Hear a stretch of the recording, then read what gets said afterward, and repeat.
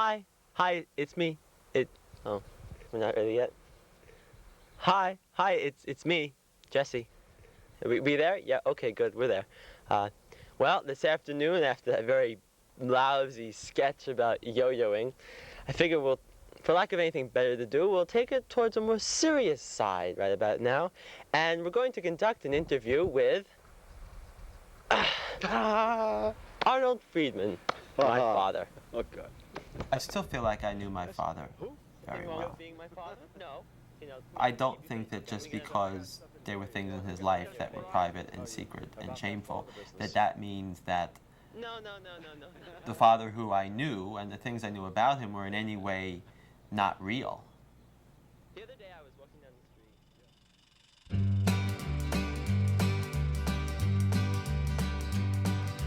They're gonna put me in the movies. They're gonna make a big star out of me. We'll make a film about a man that's sad and lonely, and all I gotta do is act naturally. Well, I'll bet you I'm gonna be a big star. Might win an Oscar, you can't never tell. The movie's gonna make me a big star, 'cause I can play the part so well. Well, I hope you come to see me in the movie. Then I know that you will plainly see the biggest fool that's ever hit the big time, and all I gotta do is act naturally.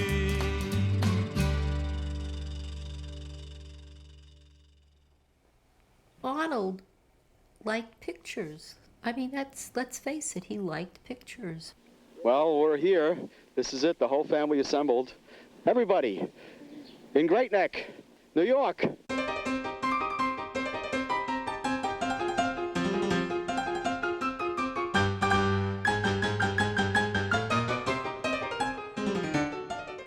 We had 3 sons. David, being the oldest, had a lot of responsibility when he was young. Seth was an outright rebel. And somehow Jesse was just like the one that keeps trying to catch up and doesn't quite make it. I have very good memories of my I have very good memories of my childhood. I had a great time growing up. We had a great I had a great time because of my friends, and my father was great. I mean, he may not have been the best father, but he went to Columbia University, and then when he graduated, he went to the Catskills to play in his band. The jazz boom mambo with boogie beat is the newest dance on 52nd Street. The band was called Arnito Ray and his orchestra. My father's name was Arnold Friedman. This was in the late 40s and early 50s. So he played Latin music. It was very big at the time, and so he changed his name to Arnito Ray. Jazz boom mambo into the bar. I don't know, my dad was a cool guy, you know? He was a school teacher, and I think that the other kids liked him and he liked kids, but he didn't like spending a lot of time with his wife, so he would teach high school during the day, and then after school he would come home and teach piano lessons and later computer lessons in the house. And that was, of course, more time he didn't have to spend with his wife. I'm not that anxious to talk about his father because, you know, we were divorced and but his father, he would, whatever, I really don't want to talk about it. In case anybody didn't know, I'm the father of this family. Never in the movies, never see me in any of the pictures, but I really am the father. And we're all gathered together while David is messing up the camera here. Now he's taking a good movie. Yeah, and zooming in and out. When you see me on this, you just, okay, shut it. He died of a surprise heart attack about 5 years ago, and it was very, very sad. He was, you know, selfless and altruistic. But in the end, he wasn't together with your mom. He wasn't together with my mom at the end. And when did they make the decision not to be together? Long before he died? A couple of years before his death.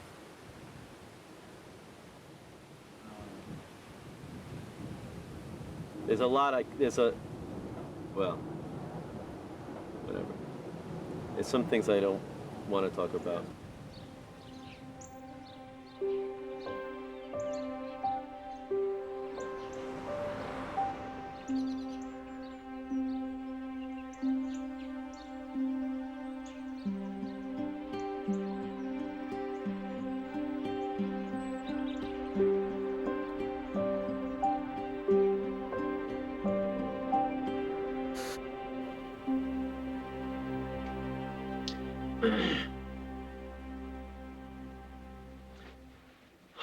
Well, this is private. So if you're not me, then you really shouldn't be watching this, because this is supposed to be a private situation between me and me.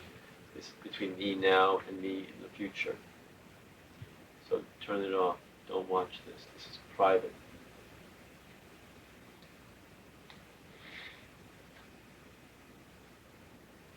If you're the fucking if you're the fucking cops, go fuck yourselves. Go fuck yourselves, because you're full of shit. Back in 1984, U.S. Customs had seized some child pornography addressed from the Netherlands in the mail to Arnold Friedman. Now, he never got that piece of the mail, but his name was forwarded on to us. So what we would do then would be to initiate a correspondence with Arnold in the hopes that we can determine if he is in fact willing to violate the statute again about mailing or receiving child pornography. Dear Stan, the book is Joe, 14 and his uncle. I think I'd like you to send me something sort of good faith, and I will forward this rather precious book to you. Thanks, Arnie. See, it's very hard to believe that this so-called good marriage was so disturbed. He sent him these pictures, and he sent him a note. Then I remember, because the lawyer got the note, and then he wrote, "Enjoy."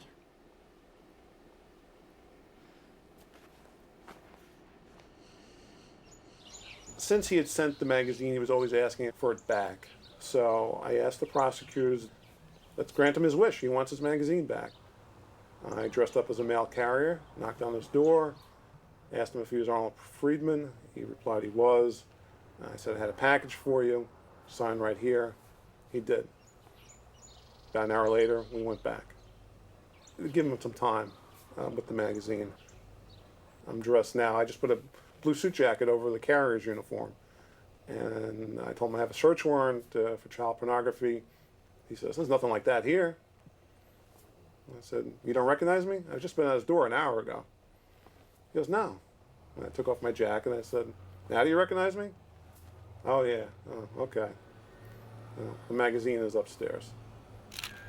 So we went up to his bedroom. In the top dresser drawer was the open magazine. Well, he thought we would take the magazine and leave. And I said, no, we have a search warrant. We're going to search the whole house for child pornography. And around that time, his wife showed up. I thought they were searching like for marijuana or something. I didn't know what they were searching for, to tell you the truth. And I thought it was a big mistake. One of the first things we went to was his office. And I remember just as I was about to pull out a drawer, Mr. Friedman came rushing in and said, wait, I'll get that for you. And said, here, this is all that's there. And it was one piece of mail from the Netherlands, but it was child pornography. And he said, that's it. That's all there is. I said, well, that's great, Mr. Friedman, but we're still going to search. And he goes, I don't understand why don't you go when I tell you that's all there is. I said, well, we don't believe you. It's not something he sort of left lying around on the kitchen table. He wasn't proud of it. and he kept it hidden. He had his office downstairs. It wasn't like right there. You had to go downstairs and around the corner to get to his office. And he said, we used to have someone that cleaned. He says, don't let her clean in here. It's okay. I don't want my things disturbed. So, all right. I never went in there. Then one of our inspectors moved the piano that was in that office, and that's where his stash of magazines were held, behind the piano. And this was Arnold's secret. He liked to look at pictures of boys. And it's not that he acted on these things. He just wanted to look at these pictures and meditate or... And these are listings of the magazines that were found behind the piano. Young Boys and Sodomy, Incest Case Histories, something called Chicken Pickens magazine. And in addition to that, we found evidence of computer class being taught there by Mr. Friedman.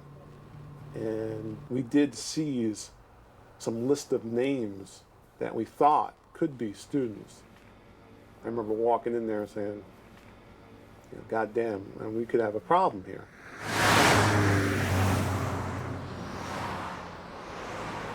Just when you think everything is going to be dull, something gets dropped on your lap, you know, and it turns out to be something bigger than you ever thought. What happened was one of the detectives from the Vice Squad came in to see me, and he had a list. And it was at that point that we were able to learn that these were computer classes that went on literally every day of the week and Saturday. And we drew a big map of the whole village of Great Neck, sectioned it off, and started sending detectives out to do interviews.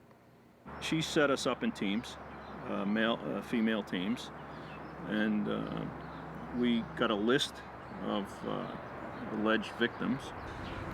As soon as we went into the house, we were usually approached by the mothers, and we explained why we're there, what we're doing there, and we'd really like to talk to their children, preferably alone. The parents were becoming impatient. They wanted something done immediately. But you always want to be very careful about how you proceed, because the one thing that you worry about, I know I worried about it all the time, is just charging somebody with this kind of a crime is enough to ruin their lives.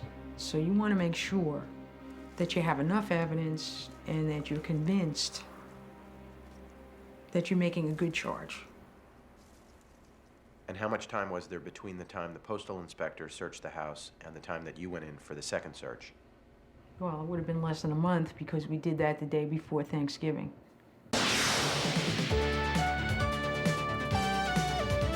A prominent middle-aged teacher in a prosperous Long Island town is charged with sodomizing young boys who were his students. Police are charging that sexual abuse went on behind the doors of 17 Piccadilly Road in Great Neck.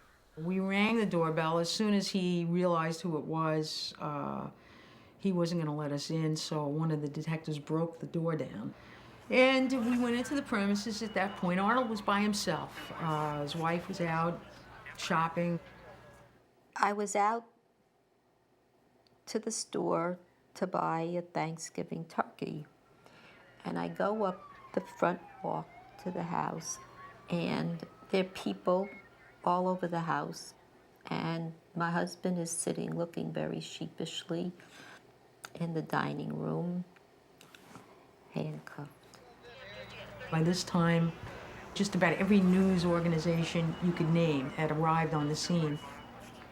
I went home for Thanksgiving. Got to the house and there's cops and news trucks all over the place. And I got worried, of course. When David came to the house, we were able to ascertain eventually the type of business he was in. And we heard that he was involved in children's entertainment in the form of some sort of clown activities. I was there when the clown came in. He was ranting and raving. And we had words, and I was going through the folders. We told him to take a hike. And he kept trying to come into the house, and I kept telling him that he couldn't, that he had to leave. He wasn't allowed while we were searching. And finally, he came in for the last time. He bent down. I really thought he had a weapon in the duffel bag. Everybody kind of, reached for a gun at one point. He came out, and what he came out with was a pair of Fruit of the Loom underwear. And he started prancing around, flailing his arms in the air, saying, look at me, I'm an asshole, I'm an asshole.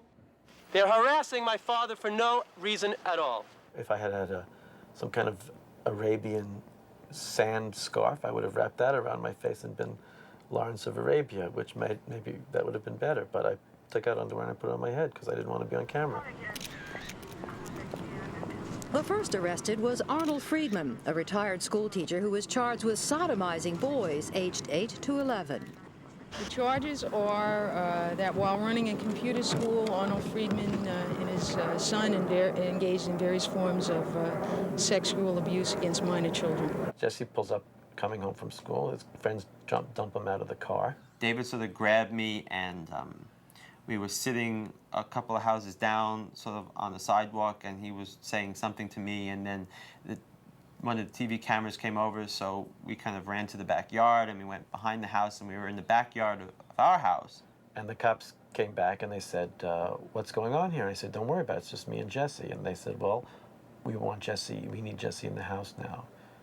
Of course, we thought, we didn't know why that was. As we conducted more interviews of the children, Jesse's name started to pop up. And Jesse was there, and what did Jesse do? And then eventually we were able to ascertain that Jesse's role was not one of, helping his dad conduct a computer class, but basically abusing the children himself. We didn't have children telling us that Arnold had slapped them around, but quite a number of the kids reported incidents of being slapped and having their hair pulled or their arms twisted by Jesse. He was by far the more violent one. All these policemen said that Jesse was some kind of aggressor, that even his father was cowering and Jesse was this sexual, molesting tyrant. I challenge anyone to find anyone who Jesse had even teased as a child or called a name. Jesse was not an angry person. He was not an upset person. So we ended up spending a lot of time together. I was over his house 3 days a week, 4 days a week, and as far as I know him, none of this ever happened. Not on my watch. 18-year-old Jesse Friedman also stands accused of sex abuse and using a child in a sexual performance. The only thought that I just kept having the whole night was, we're gonna get bailed out, and then we'll get home, and we'll figure out what's going on, and the lawyers will take care of this, and they'll straighten this out. Because it was still just a matter of, this is a big misunderstanding. But when the bail was set at $1 million, instead of going out with Mom and David like we were supposed to, we went back the other way. And that was the moment when there was this whole new sense that the problem was much worse than I originally thought.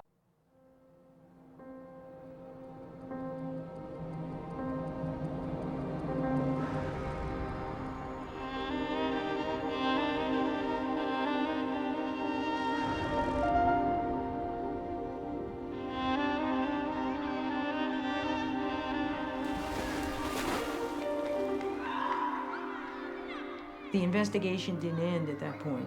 That really was the arrest and the search of the house. And then we went on, because we had literally at that point dozens more interviews to do.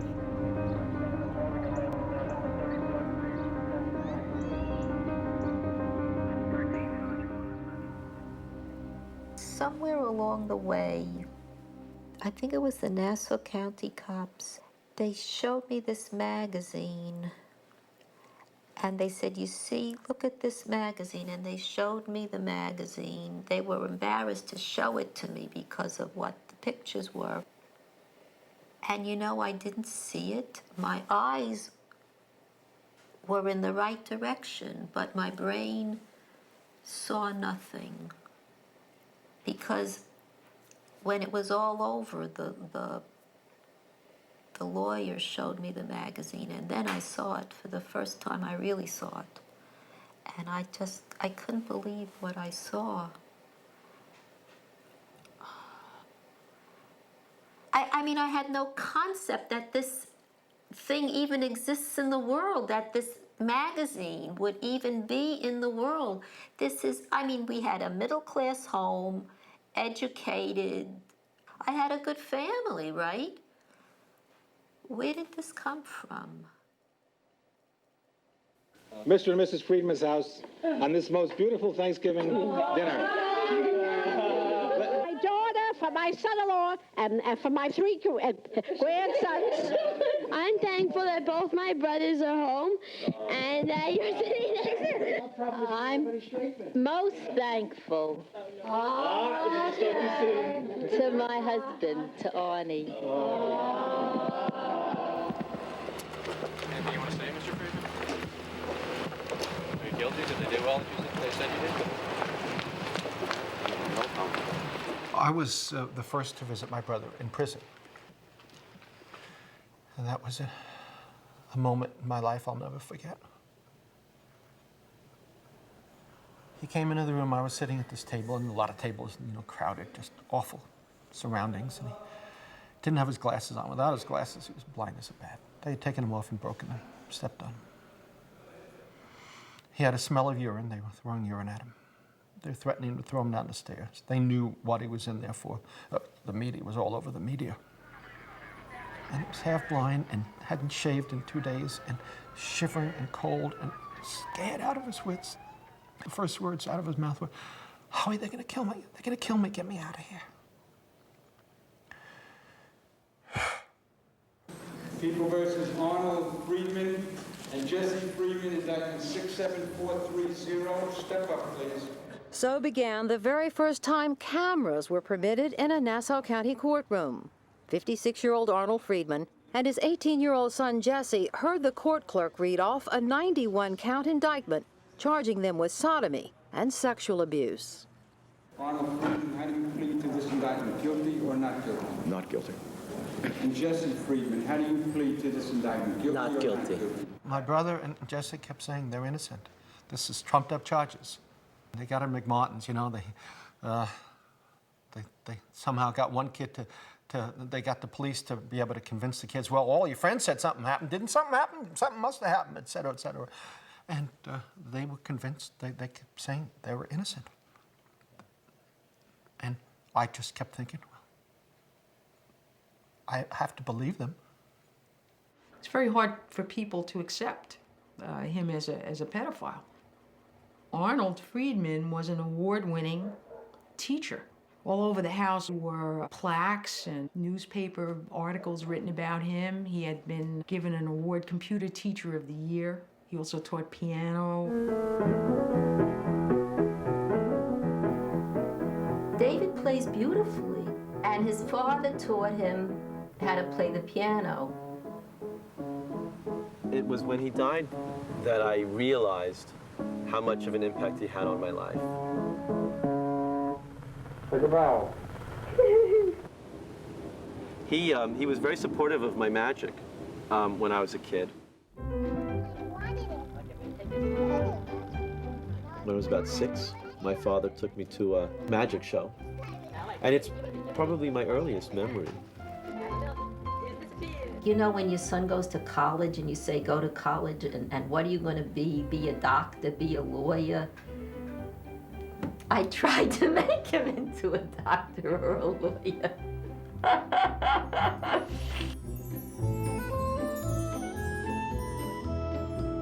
You know, my mom would always say, you know, get a job, get a job. But my dad would say to me, you know, David, I can't tell you what to do because you know what I did when I got out of college. He blew off his chemical engineering degree, which he could have worked for an oil company and made tons of money. Instead, he played in the mountains, which is a total blow-off, follow your dream artistic thing. And I totally love him for that.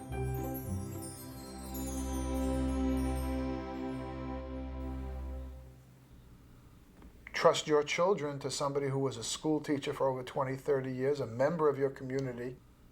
All you heard were accolades about this person, and now all of a sudden, he's a monster. And things that were being said, you know, upset the community, because you don't expect that here.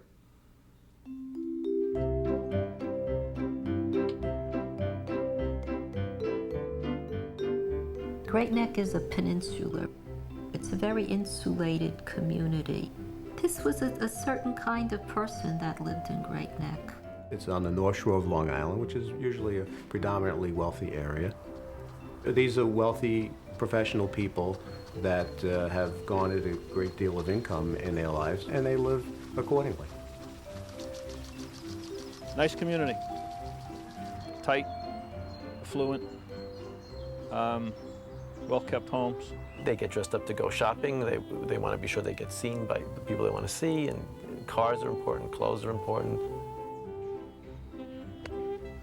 There's a lot of competition in Great Neck. Everybody's kid's a genius and the best, and everybody's the best in this and that, and you just want your kid to be happy and to get an array of experiences, and this computer class was one of those experiences you thought you were doing right.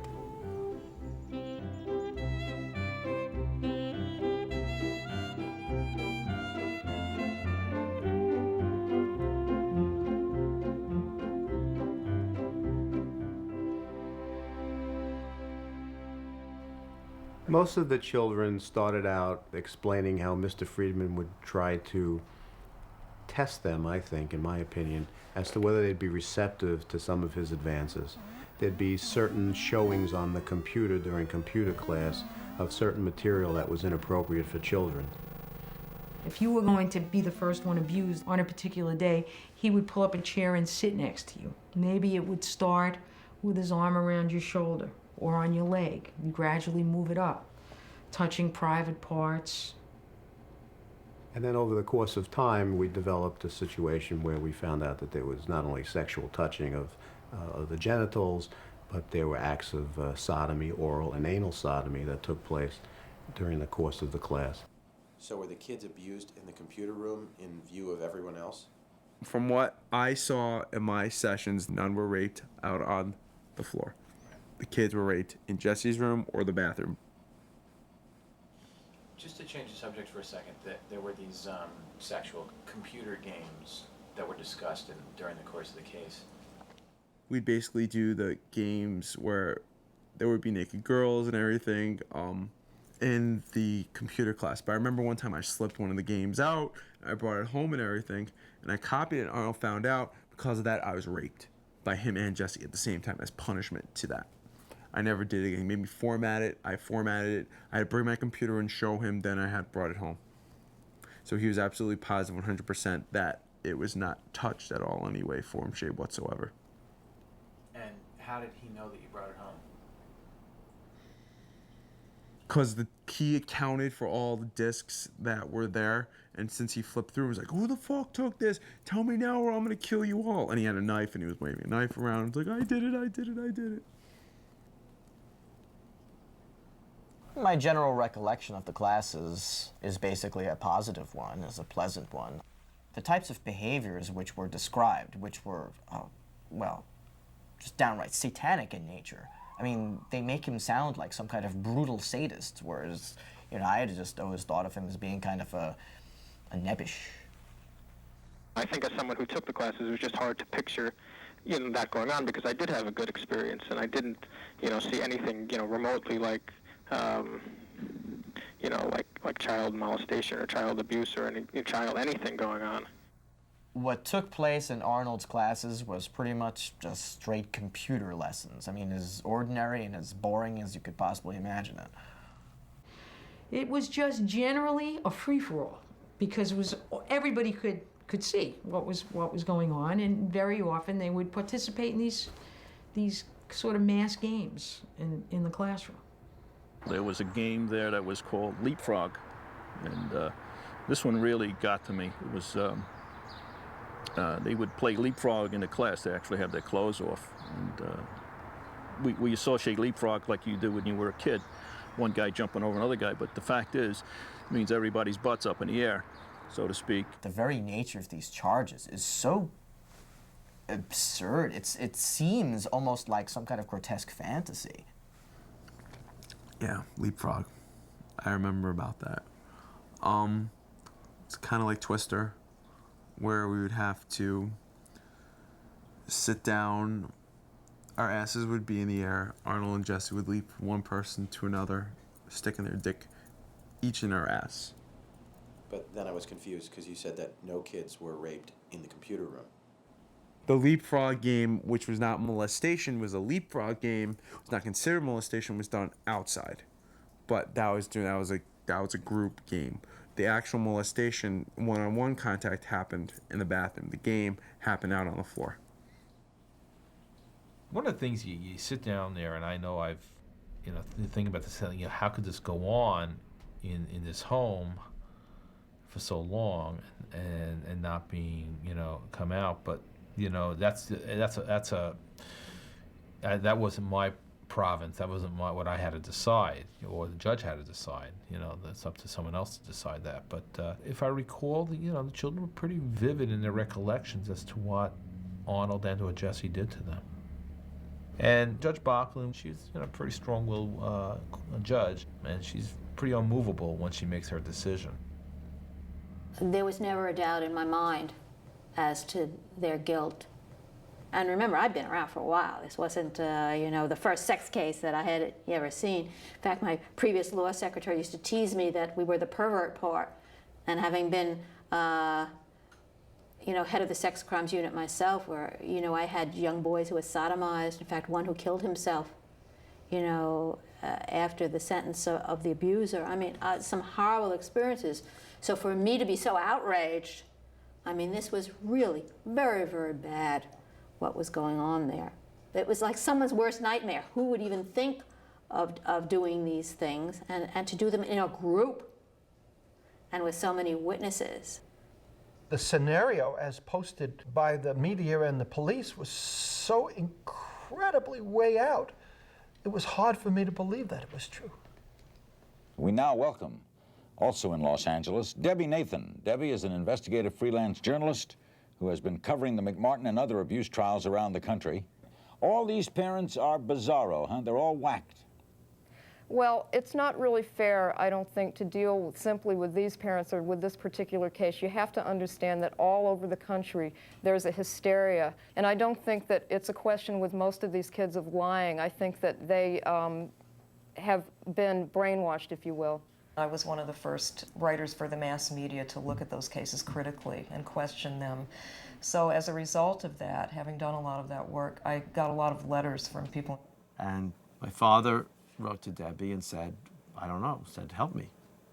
And she has been the only person outside the family that said, I believe you.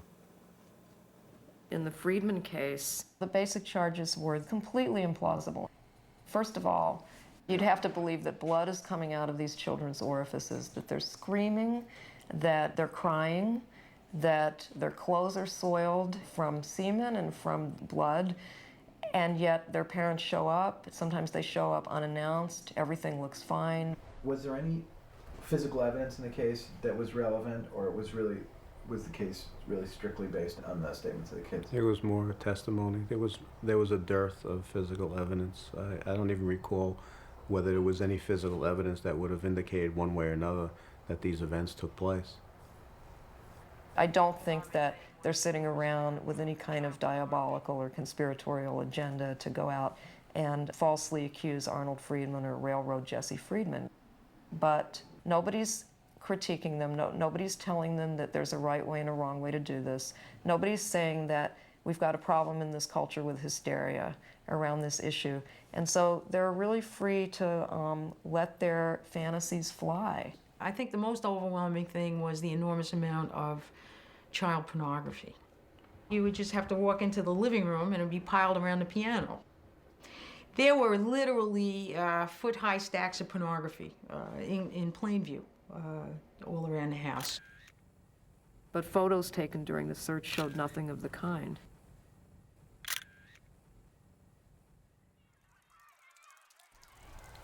But as far as the families were concerned, I don't want to use the word that they were competitive with each other. I don't know if it's to that extent.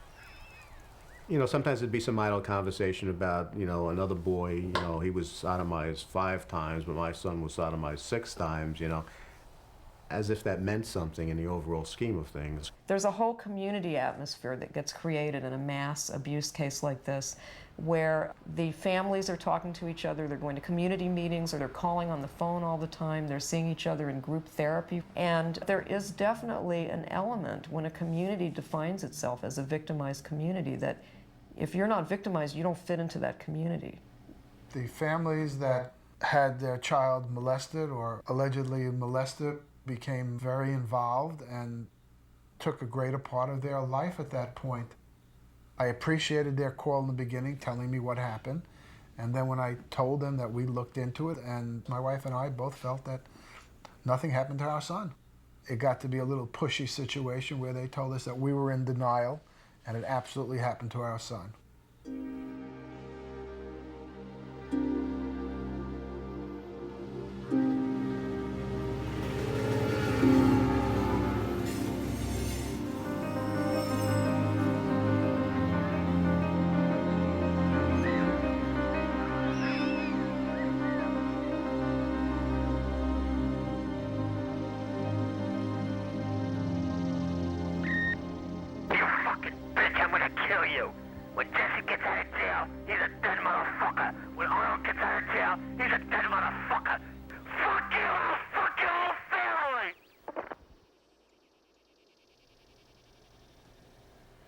Is there any one word or phrase that you could use to describe the experience overall?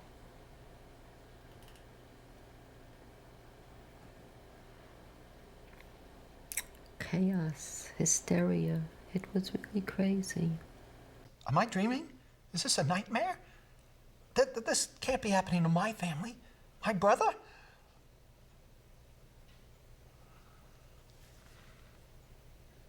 The day doesn't go by that I don't think of it. Destroyed my family. Tore us apart. I don't know. I can't say too much about it. We were a family.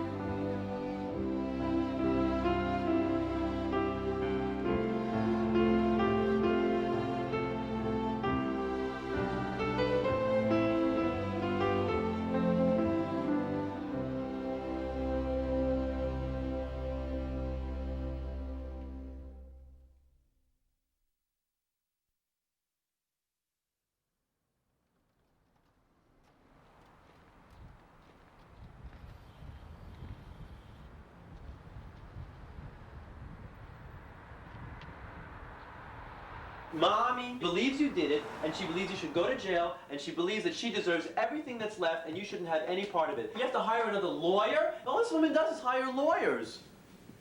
I honestly have to tell you, anything that she decides, I can't trust. Arnie, they don't trust me. Well, we don't trust her. We lived with her for 2 months while you were in jail, and we learned not to trust her.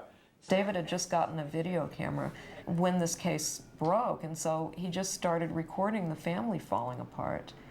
People are telling me, look what your father did to you. Look at the mess he got you into. And Mommy believes them, and I don't. I tell him to get lost, and Mommy says, you're right.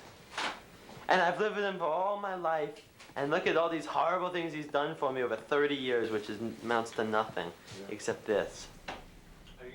At some point, David making the videotapes kind of springboarded to my thoughts about audio tape.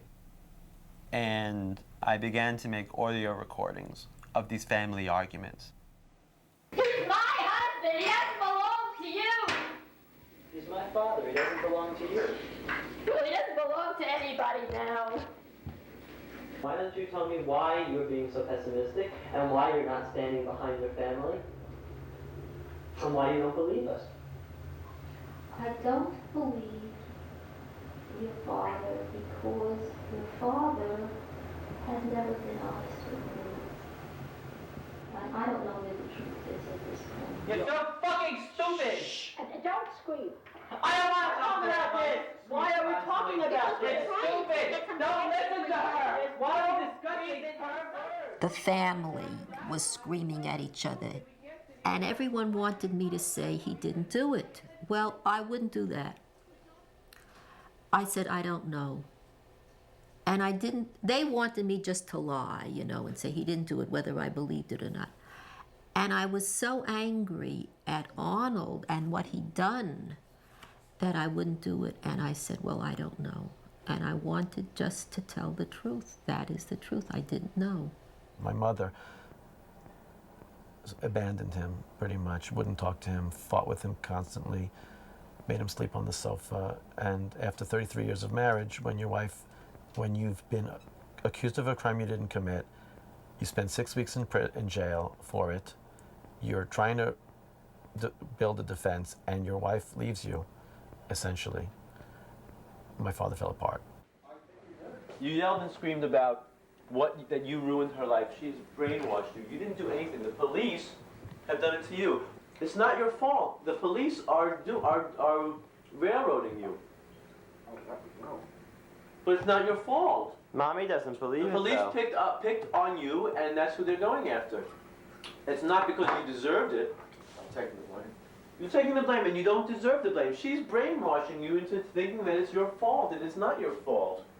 She thinks he did it, and if he did it, then she thinks he's going to be convicted of it. And if he's convicted of it, he's going to go away. Yeah, but if let's say he goes away for 10 years, he's still going to come out. No, I'm talking about 50 years. I'm talking about 100 well, years. she doesn't think he's getting 50 years. I don't think she thinks that he's going to get 50 years. Okay, so what is he going to get, 20 years? That's 50 years. What's the difference? Well, if he goes to a state institution on state charges, you know he's not coming back.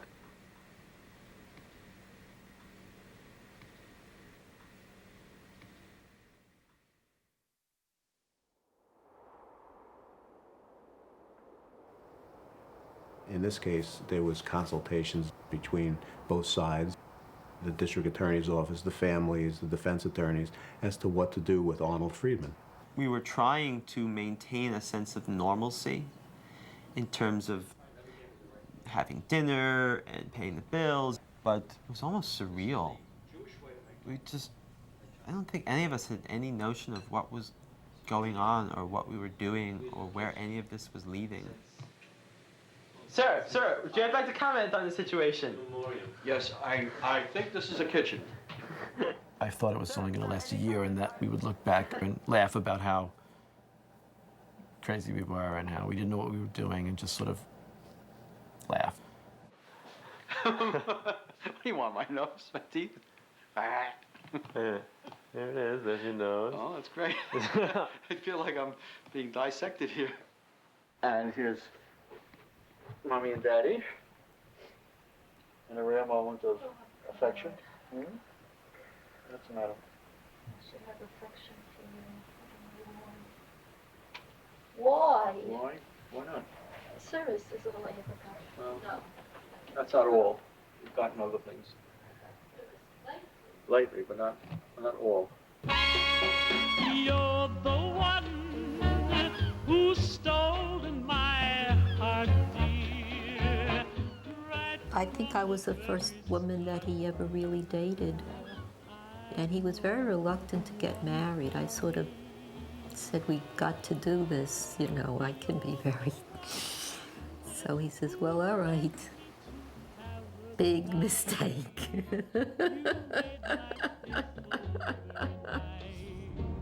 We were delighted. She was effervescent, pretty. They seemed to be very much in love. They seemed to be very compatible. It had been a long time in coming. My mother, oh, you're my oldest, get married, I'm on a grandchild, you know. My mother is sexually ignorant. As far as I'm concerned, she had sex. I mean, everyone thinks their parents only had sex 3 times, you know, for each of the siblings. But with my mother, I think it was true. And it was like, you know, you read in a book, how do you have sex? And you start here, and then you do step 1, step 2, step 3. And that's somewhat like what sex was like with Arnold, because I used to say to him, it's called foreplay. It's supposed to be play. It's supposed to be fun. And he treated it like work. Like this is what you're supposed to do when you do it, like washing the dishes. And If he was so much in the closet and not living with her and not attracted, where was she for 30 years? Why didn't she say, honey, you're not having sex with me. I think I want a divorce. Where was she? I don't think that's the case. So, either they're both crazy, it's a possibility, or he was perfectly normal, based according to, by her standards. You're the one for me.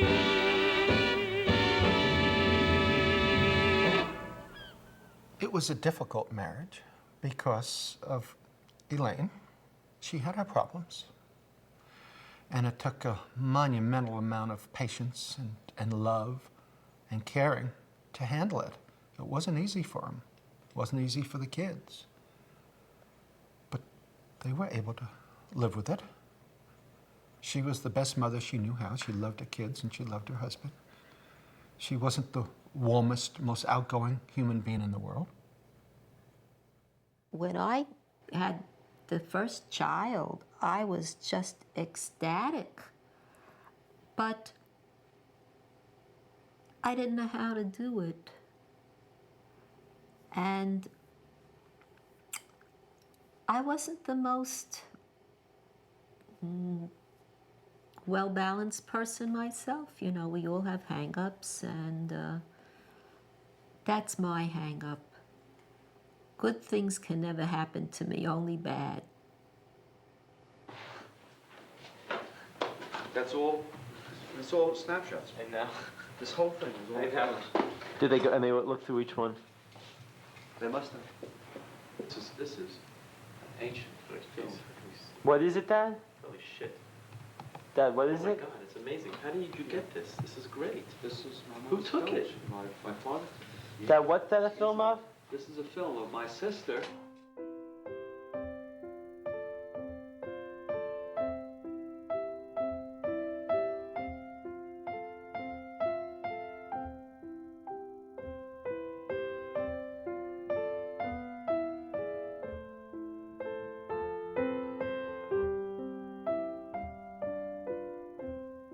I had a sister.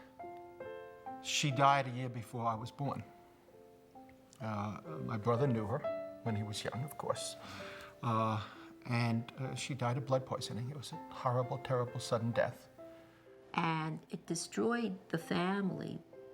Arnold's parents divorced.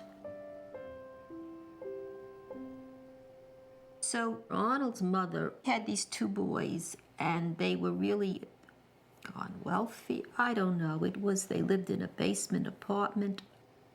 Evidently, there was one bedroom, and the boys slept in the bedroom with the mother. We shared, all three of us, not in the same bed, but we all shared the same room, big rooms. And rather than put apparently the living room was the living room, and then there was the kitchen, and so we put all the beds into one room. And that she dated a lot of men and would bring the men into the apartment, and they would have sex in the bed while Arnold was there listening. And Arnold said that because he saw his mother in bed with the man, that when he was adolescent, he was experimenting, as all children do, and he had sex with his brother in bed or something like that. And to me, that's not what all children do. Arnold sent me this right around when he started writing me, and it's called My Story, and it was written in 1988. And I think it was his attempt to talk about the case, but also talk about the case in the context of his life. And it starts out, it says, "The story goes back 50 years to when I was a child." He says, "When I reached adolescence, I sought out partners for my emerging sexuality. My first partner when I was 13 was my 8-year-old brother. I had overt sexual relations with him over a period of a few years." I know that my brother has said that he messed around with me when I was a kid, and I don't remember any of it. I don't remember anything. I have nothing up here that has me yelling or screaming or crying or trying to get away or unhappy or there's nothing there that Maybe someday the door will open, but better hurry up because I'm 65. And at this point in time, I could care less. Then he goes on and says, my next partners were boys my own age, all of which sexual relations probably being within norms for my age. However, the emotional impact of these relations was very pronounced and lasted through my adult life. A more normal situation, as probably happened with my partners, would have been to outgrow and forget these episodes. However, I literally fell in love with these boys, and the relations were far more significant to me than they were to my partners. And then he told me that when he got to be an older teenager, like maybe in his late teens, he started worrying that he was still attracted to kids that were the same age as his brother had been when Arnold was 13. And that really started bothering him. And then after he had his own children, he was worried. He started worrying that maybe he would molest his own children. And at that point, he went to therapy. And the therapist told him, no, don't worry, you've got everything under control.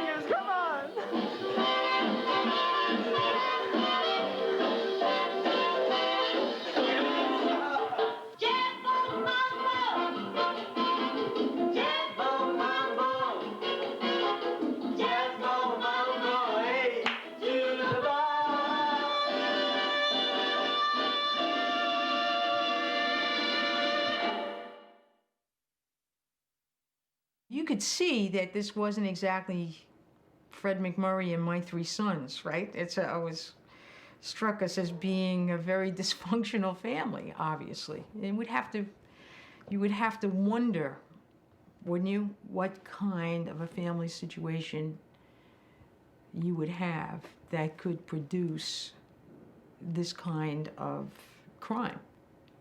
And what might it be like to grow up in a household like this? I don't know. I can't even imagine. Today is September 14th, 1975. We just concluded a tour of Jungle Safari Jungle Habitat in West Milford, New Jersey. Here are my three brothers. Two brothers. There are three children. What happened was the three sons were like a gang, like a, this is our gang. And Mom, she's not part of our gang. And we have, of course, A pterodactyl. a pterodactyl. It's a Jewish pterodactyl. The four of us got along so well. We had a very similar kind of sense of humor. You know, one guy would say something and then the next person would add to the joke. And my mother, who has no sense of humor, and she just didn't get that part of us. And she resented that. When this whole thing blew apart, the men got together and Arnold confided in them and me. And I was a loyal wife. People told me, oh, why don't you leave him? He's a horrible person. Just walk out and leave him. And I didn't. I went all over town. I raised money for bail. I called every relative I knew. I begged. And I did all this for him, right? He was my husband. I loved him. And no one said, what do you want, to me.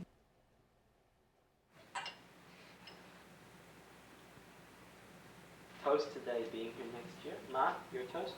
Or even next month.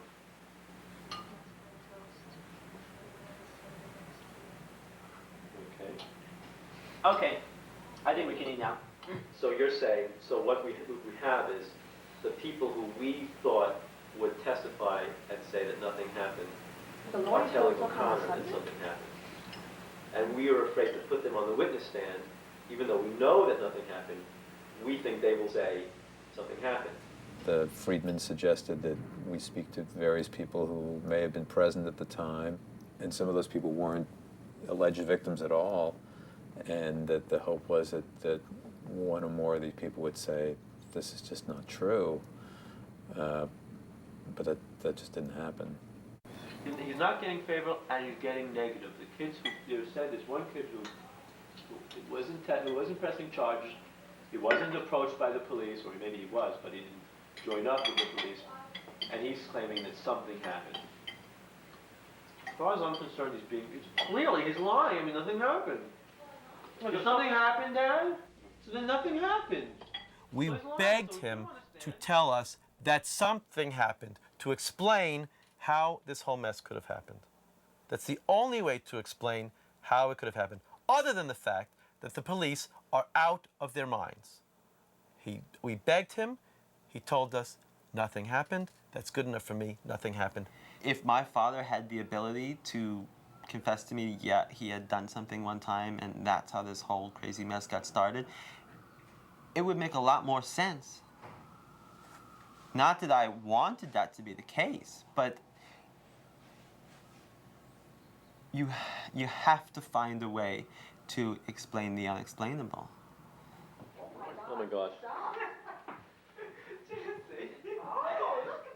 Happy birthday to you. Happy birthday to you.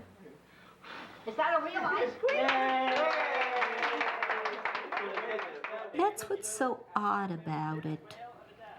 They had this idealized image of this father as being this saint-like person, this Santa Claus Messiah, you know. And professionals in the field say that, they have this idea that children identify with the abusive parent. When I was about a year or two, my parents separated. And what did I do? My father is wonderful. My mother is terrible. The truth is, my father was a rat. Just like David's father. My father walked out. This is not wonderful. This is being a rat. My mother was an egg. Well, I mean, this is true, but look, she stayed with me. She took care of me. So people's visions are distorted. I never felt angry at my dad. My dad had nothing to do with this. Someone knocks on the door and accuses you of a crime you didn't commit.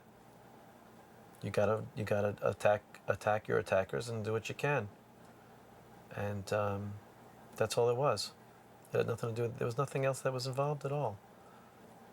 We were talking about honoring and Yeah, but respecting. I'll talk about honor. Do you honor and respect your husband? That's why I don't talk to you. I said I did honor and respect Oh, okay. my husband, but you don't like that answer. No, I don't believe it. No.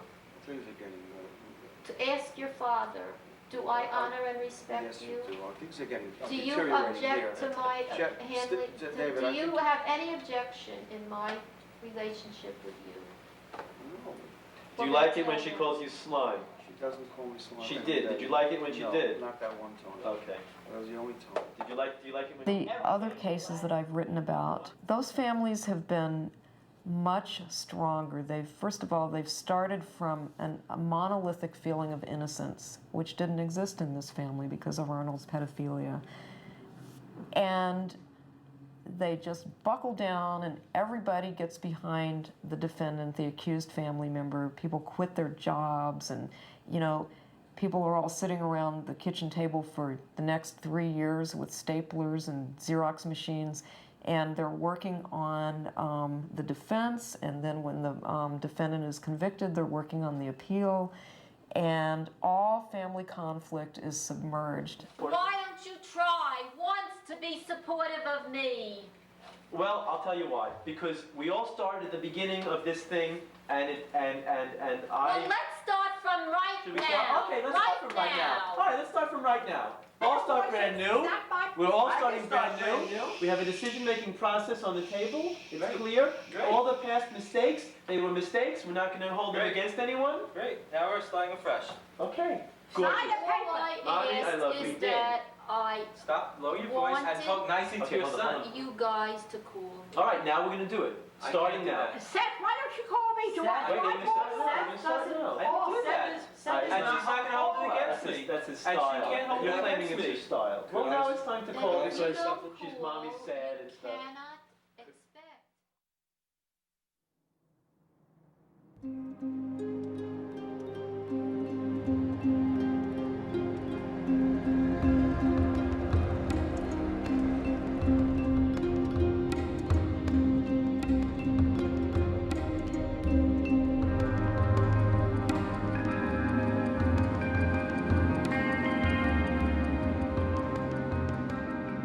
I think there was a recognition that Arnold's case was becoming increasingly hopeless because of the child pornography problem, because of other people coming out of the woodwork.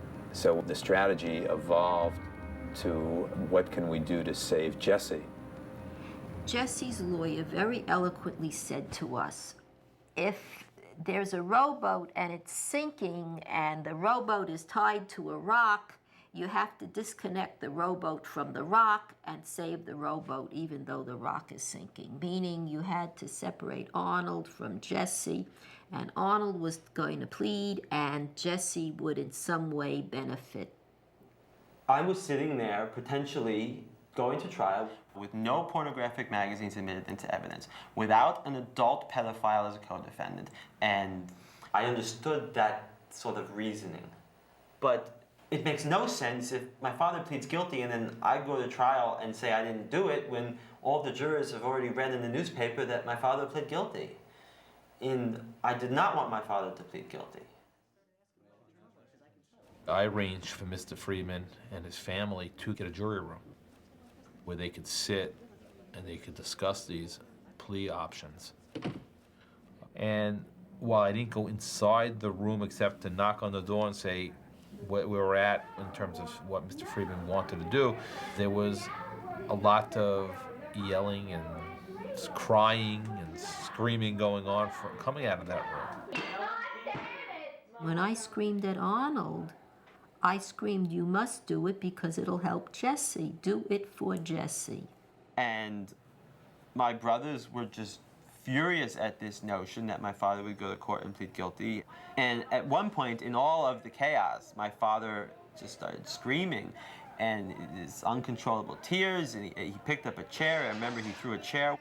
He was just screaming about how he wasn't going to plead guilty. He didn't do anything. He's not going to plead guilty. And he was furious at my mother, and he was just freaking out. And I remember very clearly sitting down with my father in the corner. My mother's over there, brother's over here. I'm talking to my father privately, and he asked me what he should do. And I could have said to my father, I want us to walk out of here and go to trial and not plead guilty. Instead, I remember very clearly saying to him, I wanted him to make the decision. And I remember feeling like a really young kid, kind of looking up to my dad and saying, Dad, I want you to be my daddy. And I would have been really, really proud of him if he had just stood up and said, Elena, I'm not pleading guilty, we're going to trial. But that's not what happened. Former New York City school teacher Arnold Friedman had nothing to say when he left the Nassau County Courthouse in Mineola, but inside he pleaded guilty to more than 40 counts of sodomy, sexual abuse, and endangering the welfare of a child. Attempted sexual abuse in the first degree, an E felony, 2 counts, and endangering the welfare of a child, a Class A misdemeanor, 1 count, in full satisfaction of this indictment? My mother manipulated him. My mother is crazy, and my mother has control over my father. Some relationships have that, where the woman controls the man. It's called being pussy whipped. My father and my mother are not the only 2 people in the world who have that relationship. My father and mother had that relationship. My mother and the lawyer said, take the plea. They took the plea. I sat there in disbelief. Is this my brother? My brother? This isn't my brother. He's not a monster. He's a good, loving brother and husband and son and citizen and teacher, and this isn't happening. This is a mistake. Something as horrendous as child molestation. You have to live with yourself.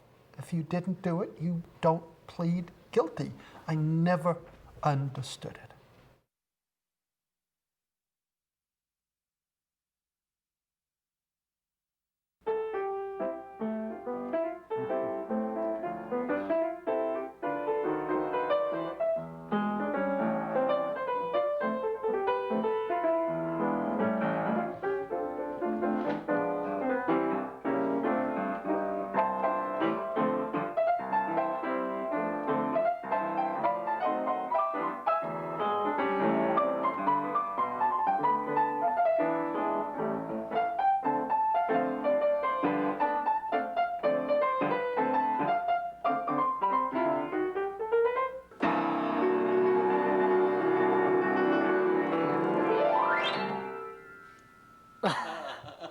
We have Elaine, we have Teddy, Arnie.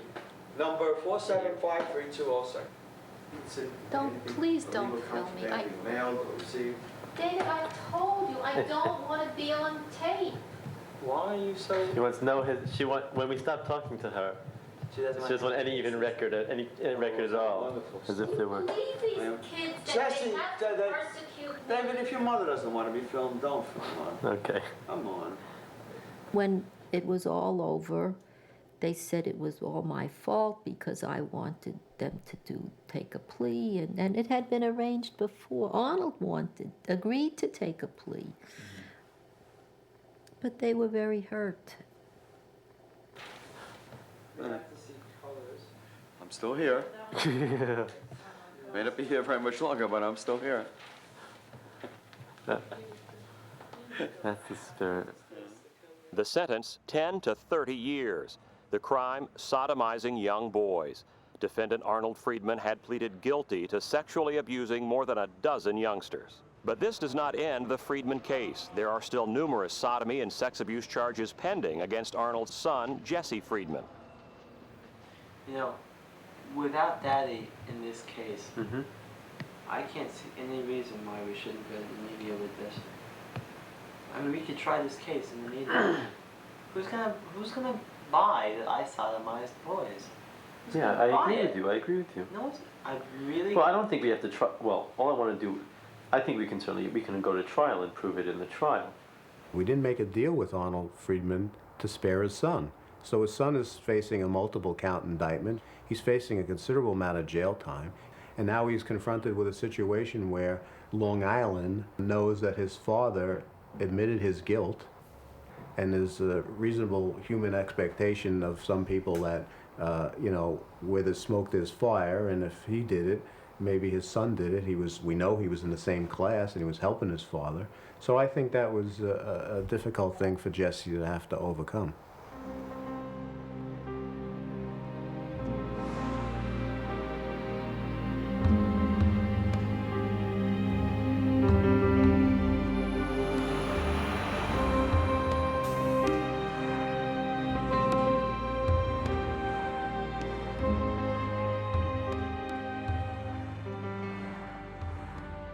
I always believed Jesse.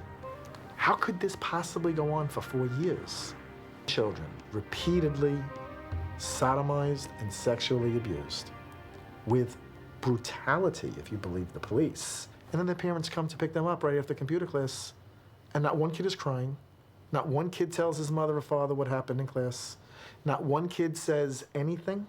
I find that so incredible that Jesse's story that nothing happened to me was more believable than the police version of these horrific acts.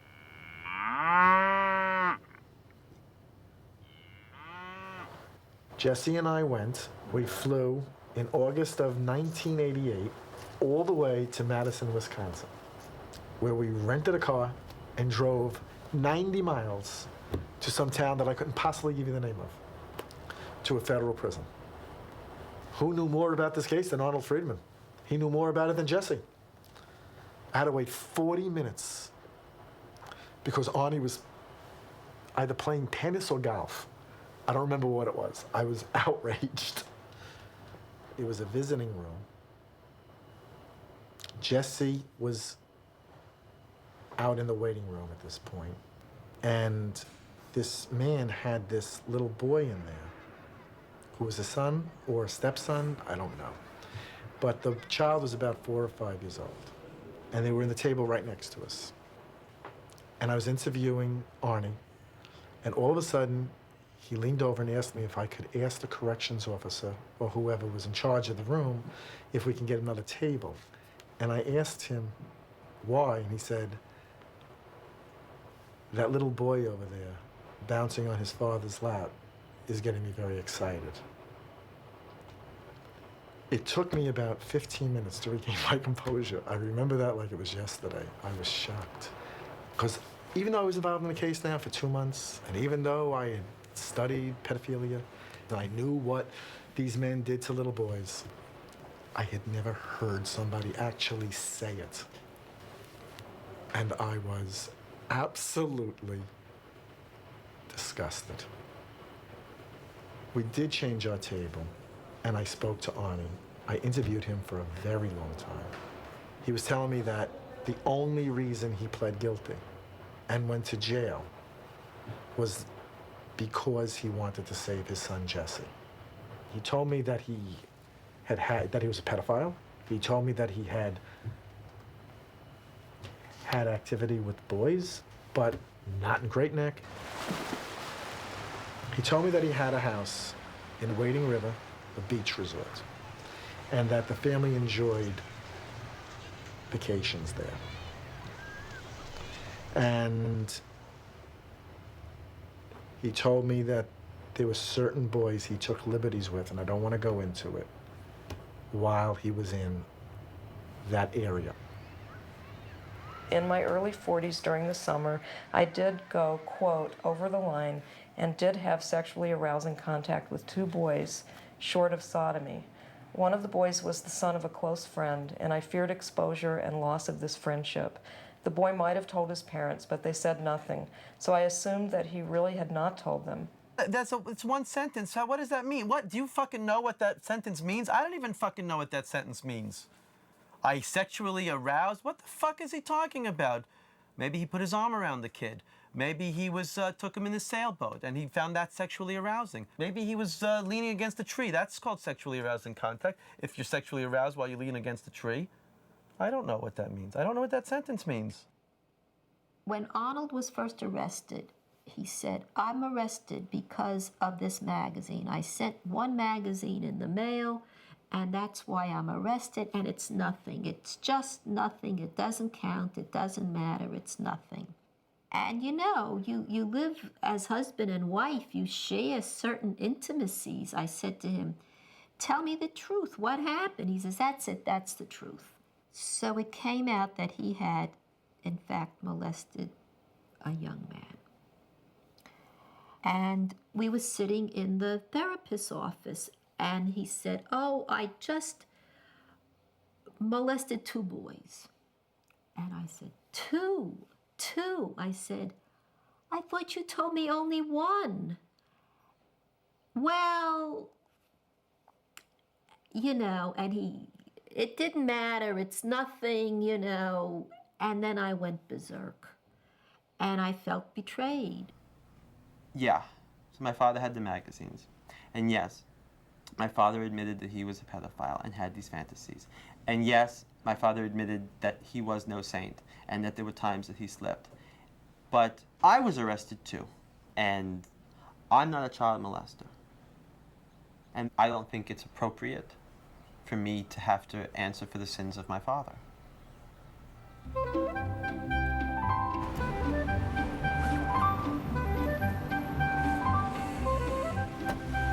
This is what I walk around with. It's just every day. It's just ridiculous. All I think about is the case And my career. And they're completely, it's like oil and water. With the case, it's a question of research. My brother's been in the law library researching his current plan. And I'm supposed to go out and make people laugh. It's unbelievably difficult to deal with the case and then go out and entertain people. Hey! Hi, everyone! We carefully investigated this case for trial. Really get into the case, examine, investigate, and try to build a defense. While I was out on bail, I put all the charges into a database so that they could be sorted by complainant, by time period, by nature of charge. For example, there was one complainant, 10-year-old boy, says he came to class in the spring of 1986. And during this 10-week session, where he's only over my house for an hour and a half once a week, he says that there were 31 instances of sexual contact. That's 3 times a week, every single week, for 10 straight weeks, and then the course ends. In the fall, he re-enrolled for the advanced course and says that he was subjected to 41 more instances of anal and oral sodomy in the next 10-week session. And nobody said anything, week after week, month after month, year after year, until after the police came knocking on doors and asking questions.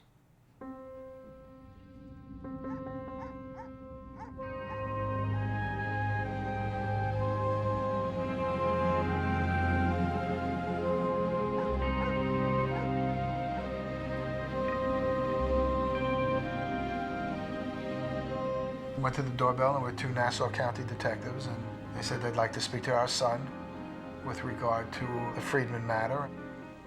They came in and said, we know something happened to him. They didn't say we believe, they said we know, and they wanted to speak to him. Yeah, I remember it was actually kind of a frightening experience, because I remember they're talking to my parents about this. Within earshot of me, I remember actually eavesdropping on what they said. And what they said made my heart race, because they were saying that actually quite a few horrible things had happened to a lot of children, and I was one of them. And quite honestly, I didn't believe it, and I was very confused and very angry about this, thinking, well, why are these people going around telling my parents that all kinds of things have happened when I have simply no recollection of anything? Children want to please very often. They want to give you the answers that you want. Adults do that as well. So you have to be very mindful of the fact that when you're interviewing a child, if the child starts to answer questions, your responses should be somewhat in the framework of, and then what happened? Or what happened next? Or what do you remember then? As opposed to, he did this to you, didn't he? Or she did this to you, didn't she? That's a very, very dangerous type of interview process to use. If you talk to a lot of children, you don't give them an option, really. You be pretty honest with them. You have to tell them pretty honestly that we know you went to Mr. Friedman's class. We know how many times you've been to the class. We go through the whole routine. We know that there was a good chance that he touched you, or Jesse touched you, or somebody in that family touched you in a very inappropriate way. And I listened to them talking to him, and it got to a point where it wasn't asking him what happened, it was more of them telling him what happened. And that when they didn't like what he said, they kept repeating to him that they know what happened and that he should tell.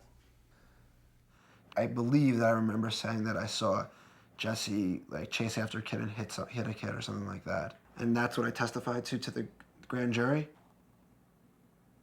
And I remember saying that because I feel like when I said that, that ended the questioning. And so that might have meant that you could infer maybe that they were asking me a lot of questions, trying to get something, and I just wanted to give them something. I mean, I don't want to say I'm a perjurer or anything, but I did not observe anything like that happening. So what I do remember is the detectives putting on me a lot of pressure to speak up. And at some point, I kind of broke down. I started crying. And when I started to tell them things, I was telling myself that it's not true. Like I was telling myself, just say this to them in order to get them off your back.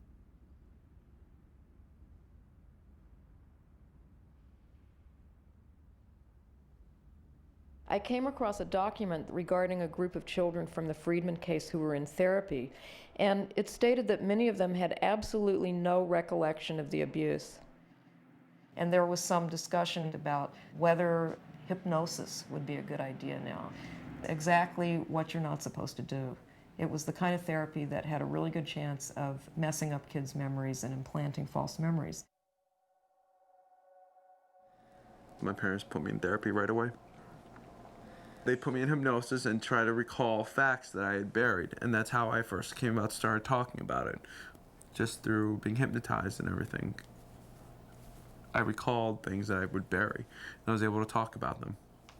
For example, what would be something that you recall? The actual first time I actually recalled that I was actually molested.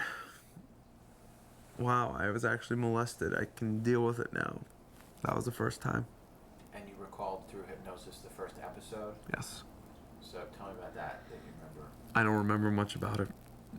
It was so long ago. I just remember that I went through hypnosis, came out, and it was in my mind.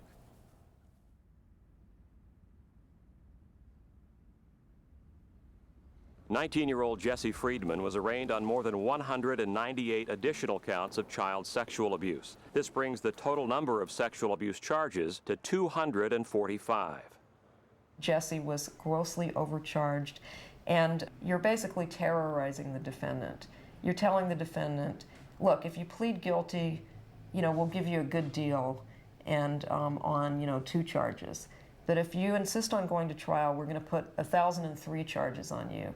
And if you're convicted of all those charges, you're going to rot in jail the rest of your life. I was told that if he went to trial, the judge would give 3 consecutive sentences. Instead of concurrent, the sentencing would be consecutive. I said, oh my God. She just kept telling me over and over, the only thing to do is to plead guilty and get the best deal you can. You can't go to trial. It doesn't matter if you're guilty or innocent. You can't go to trial, because if you go to trial, you're going to go to prison for the rest of your life. I said, but Ma, I didn't do it. She said, that doesn't matter. You have to plead guilty. You have to understand, this is a 19-year-old kid. And he is now facing the most heinous charge known to man. And everyone in the world, slowly but surely, was turning against him. I don't care about my parents. I wish it was just my brothers. Oh, fuck. I don't care about my mother, that's for sure. My brothers were okay, and my mother could go to fucking hell. My father is not going to survive if my brother gets incarcerated. So when the guilty verdict comes in on Jesse, father's going to kill himself. Jesse's going to go to jail for the rest of his life. Santa's going to move west.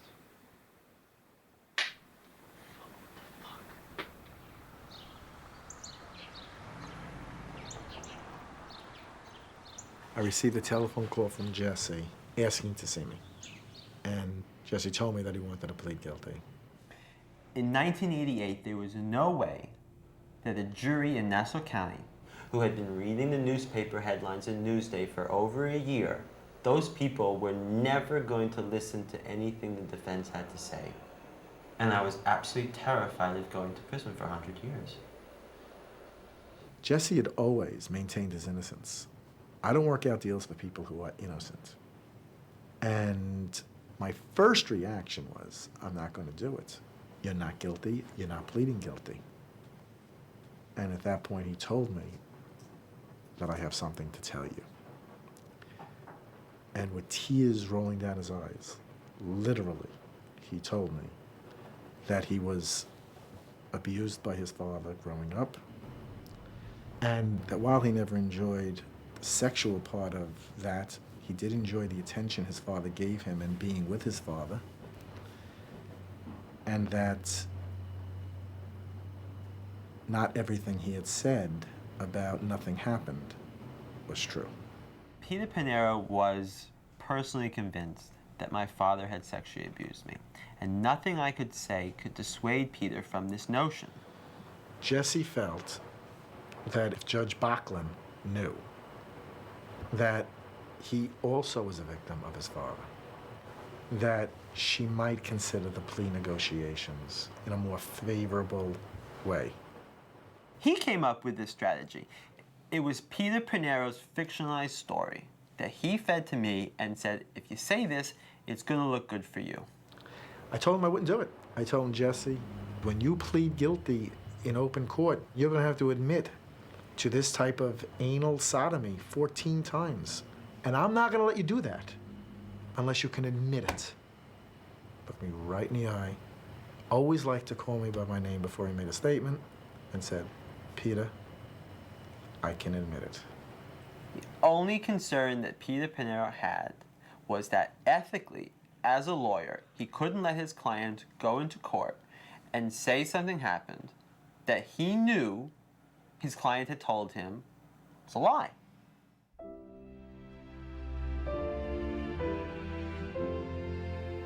The private investigator wasn't coming up with anything helpful. There was not going to be any defense witnesses. There wasn't any money to hire experts. Mom was insistent upon there not being a trial. Peter Pinero wasn't believing me no matter how many times I told him nothing happened.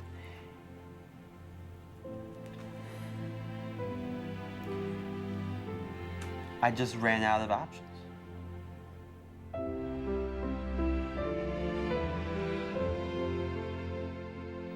Jesse was a very good baby. I remember when we brought him home from the hospital and Arnie looked at that baby and he said, that child is marvelous, he's wonderful, and he was so thrilled.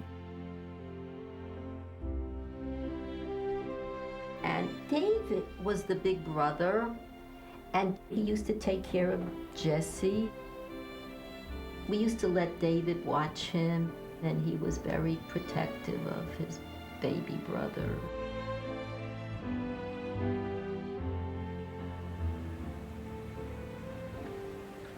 This is amazing.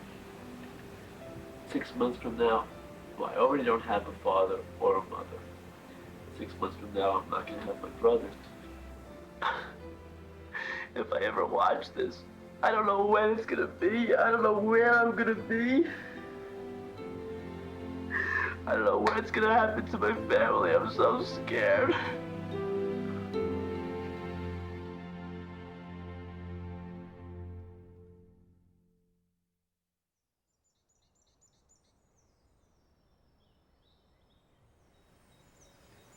We're trying to help Jesse pack his last night in freedom, and I wish you would help.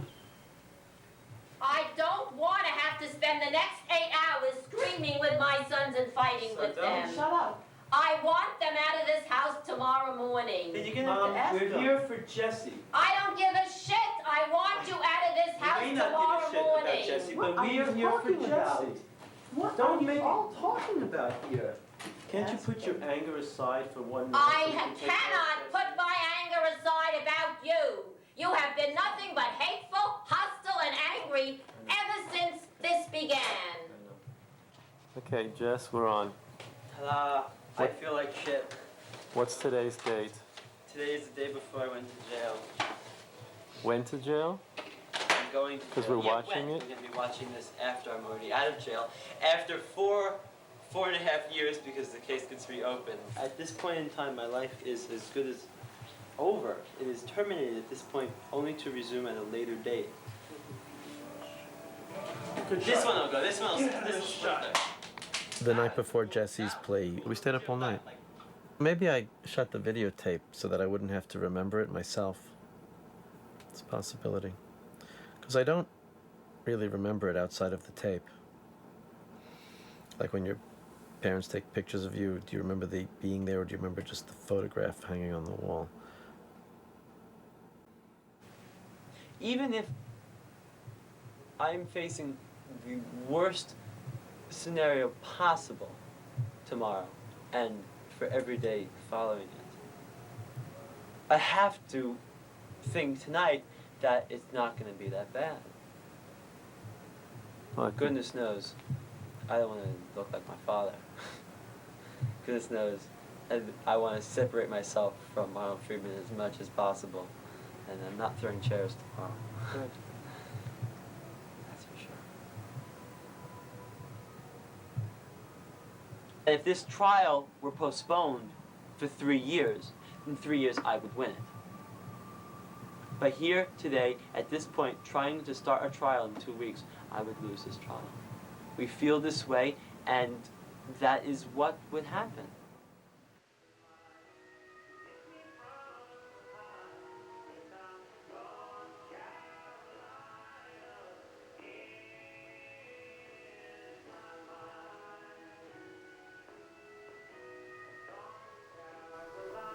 So what are you thinking, Jess? I'm not. You're avoiding. Well,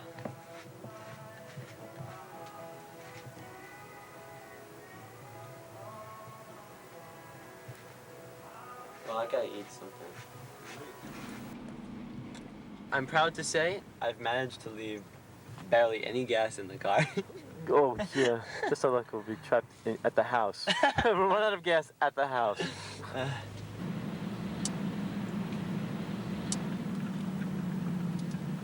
you a child molester, Jess? Nope. Did you ever do it? Never touched a kid. Did you do what they said you did? I never touched a kid. I never saw my father touch a kid. Good. Yeah, but still, you must have done it. Yeah, but surely something has happened. It must be true, something. Because the police said it's true. Okay, you Well, never touched the kid, right? If something But still, happened, it the didn't police are happen telling while the I was truth, there. right? I mean, the police And are it was telling the a truth. minimal incident because the kid didn't say anything about it. But the police, how could they be lying? Shut up, Seth. The children, the 14 children, in this case, are clearly victims. No one could ever argue that. The real culprit here is Arnold Friedman. The man is a monster. He abused him and he molested him. This can't be overlooked. I can't believe we live in such a cold society that no one could look at this man and understand that. My father raised me confused about what was right and what was wrong. And I realize now how terribly wrong it all was. I wish I could have done something to stop it sooner. I wish there was something I could have done. I'm really, I'm just so sorry it happened. Judge Bachland sternly looked down and said that she recommended to the parole board that he serve the maximum period of time permitted by law, a statement which I felt was harsh and unnecessary to a 19-year-old under these circumstances. Jesse was a victim, there's no question. Jesse was a victim. But even when he was caught, Jesse never expressed any kind of sympathy for these kids. And as a matter of fact, on the day that the plea was taken, Jesse was dancing and singing on the courthouse steps while being videotaped by his two brothers. My brain hurts. It'll have to come out. My brain, but I'm using it. But I'm using it. Nurse! Nurse! They were taking pictures. I remember someone brought that to my attention. We looked out the window because I was thinking to myself, it's very bizarre. I mean, he's about to go to jail for the next 6 to 18 years, and he's out on the courtroom steps in some sort of theatrical performance. I think it was about distracting ourselves, not necessarily distracting Jesse. Jesse was, I think he was the most comfortable about the whole situation. He, you know, I don't know how he has always been the most comfortable about it, but he has. Okay, right about now, we've been waiting for a good 2 hours or so now because evidently the parents stormed Dennis Dillon's office this morning when they received the news last night that I was to plead guilty, and they were not aware of this fact. They were not even aware that negotiations were underway, and they did not want me to have less than 10 to 30. And there are a lot of people probably making all sorts of angry statements at this point in time. I can imagine what they're discussing. The meeting must look just like our family. Shit, well, there wasn't really much of them anyway. But that means the meeting's over. That means the meeting's over.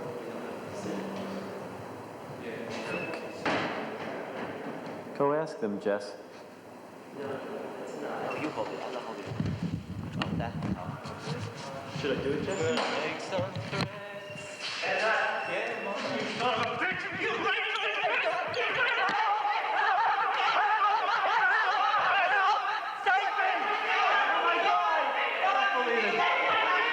Oh my God! Get them away from me! He's an animal! Oh my God, I don't believe it!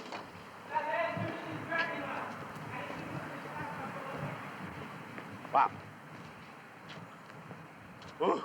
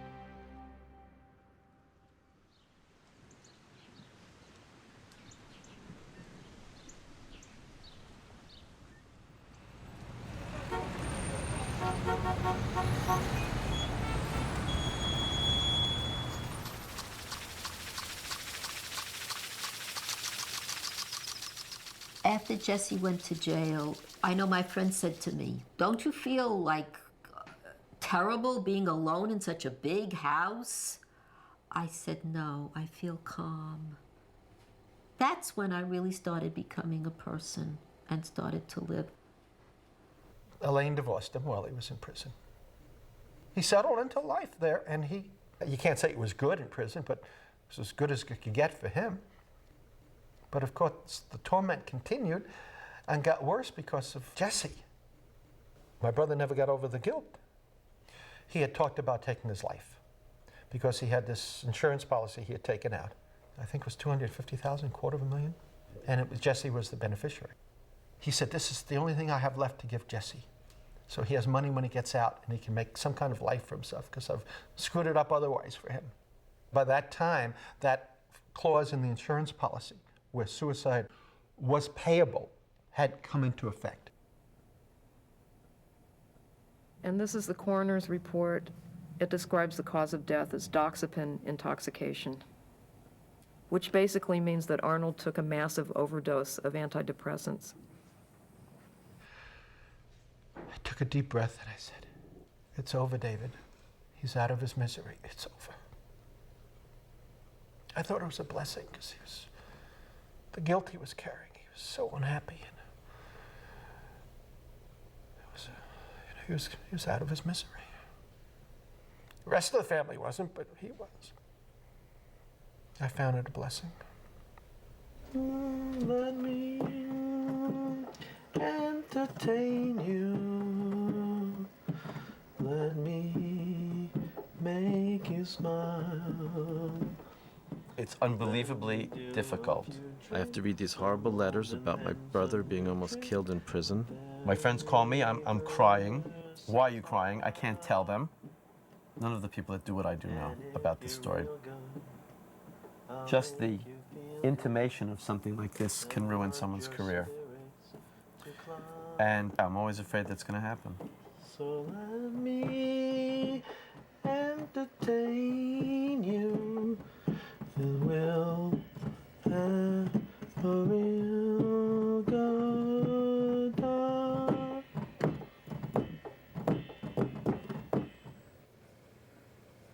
I feel I will never really know the truth. But the one truthful thing, or the honest thing that we know, Howard loved his brother. Howard loved his family, loves his family. And I believed him when he said he didn't do those terrible things. I believed him. Arnold had a need to confess. And he had a need to go to jail. And the sad thing is that he took his son with him.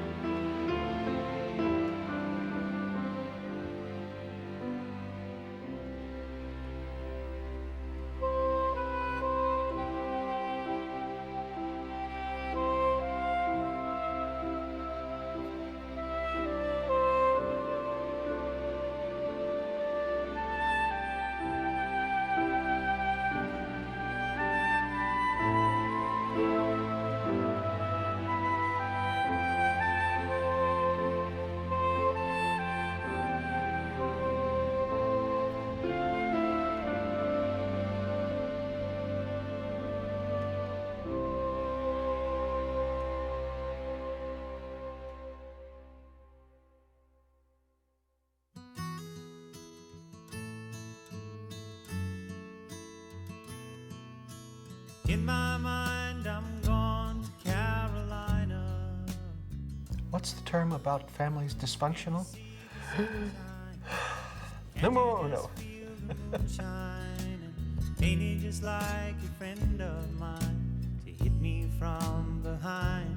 Guess I'm gone to Carolina in my mind.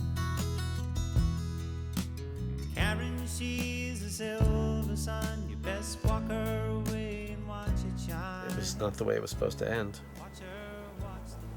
People were supposed to realize that all of this was nonsense and we'd try to go back to living our normal lives.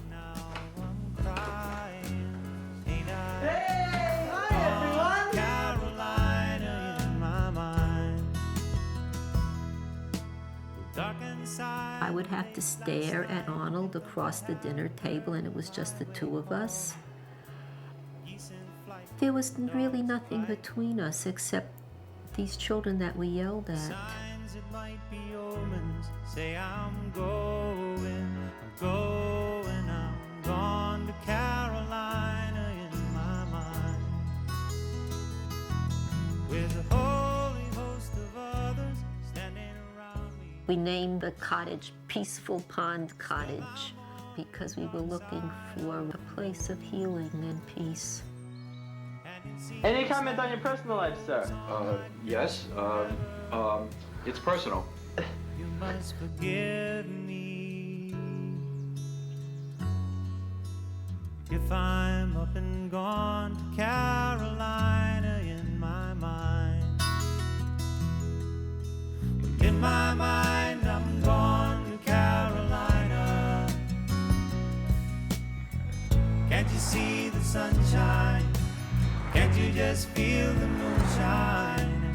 Ain't it just like a friend of mine? Hit me from behind. Oh my God. Hey. How you doing? Oh my God. Oh my God. Ain't it just like a friend of mine? To hit me from behind. Yes, I'm gone to Carolina. What is that in? That could be.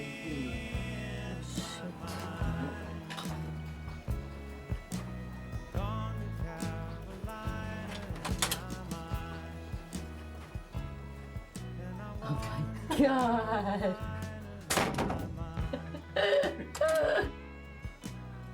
Room service.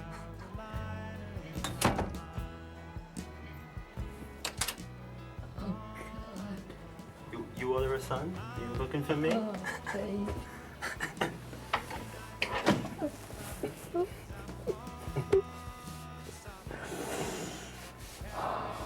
Surprise. Hi, look at me, look.